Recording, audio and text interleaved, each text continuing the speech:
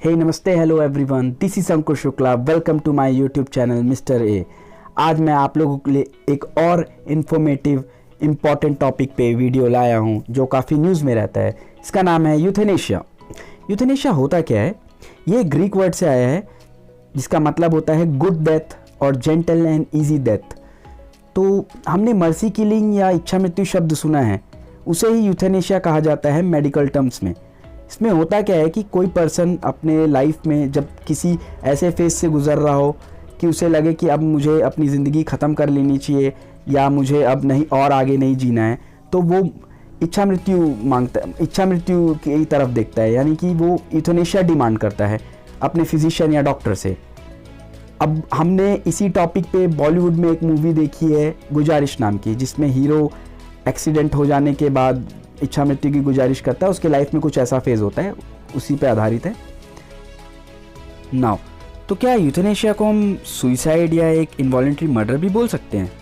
इसको समझाने के लिए मैं आपको इसका कैटेगराइजेशन समझाऊंगा। जैसा यहाँ हम देख पा रहे हैं, इसके फॉर्म्स एंड टाइप्स बताऊंगा। इसके दो फॉर्म होंगे, voluntary euthanasia, non voluntary euthanasia. Voluntary के केस में जब पेशेंट खुद रिक्वेस्ट कर रहा है, और नॉन वॉलंटरी के केस में जब पेशेंट खुद नहीं रिक्वेस्ट कर पाएगा, यानी कि खुद नहीं डिमांड कर सकता, वो ऐसी अवस्था में है जहाँ पे वो बोल नहीं पा रहा है, जिसे हम इनकैपेसिटेटेड पेशेंट कहेंगे। तो उसके कोई क्लोज एसोसिएट, फैमिली मेम्बर्स या फ्रेंड्स डिमांड करे डॉक्टर से। नाउ ये यूथेनेशिया कैरी आउट कैसे किया जाता है? तो इसके दो टाइप होते हैं, पहला एक्टिव, दूसरा पैसिव। एक्टिव के केस में जब डॉक्टर पेशेंट को एक लीथल इंजेक्शन यानी कि एक जानलेवा इंजेक्शन या ड्रग्स दे जिसके कारण उसकी मृत्यु हो जाए। ये उस केस में होता है जब पेशेंट किसी एक अनबेरेबल पेन, यानी जिसको एक्सक्रूसिएटिंग पेन कहते हैं, उस फेज से गुजर रहा हो, या एक किसी इनक्यूरेबल डिसीज जिसे ट्रीट नहीं किया सकता उस फेज से गुजर रहा हो। और पैसिव का मतलब होता है कि जब पेशेंट किसी एक ऐसे स्टेट में हो जब उसे होश ना हो, जिसको हम परमानेंट वेजिटेटिव स्टेट में कहते हैं। फॉर एग्जांपल कोमा में है वो, तो डॉक्टर उसका लाइफ सपोर्ट सिस्टम विड्रॉ कर ले जिस पे उसका ट्रीटमेंट चल रहा हो, जैसे कि वेंटिलेशन या फिर उसका डायलिसिस पे चल रहा हो या तो ऑक्सीजन सिलेंडर, कुछ भी एक हम एग्जांपल दे सकते हैं। नाउ अब यूथेनेशिया एक कंट्रोवर्शियल टॉपिक है। ये इस पे बात यही चलती है कि इसका तो मिसयूज़ भी हो सकता है, इसे अब्यूज़ भी किया जा सकता है।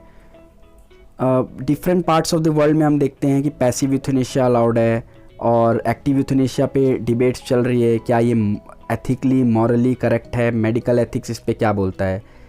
तो हम इंडिया में इसका लीगल स्टेटस जानेंगे।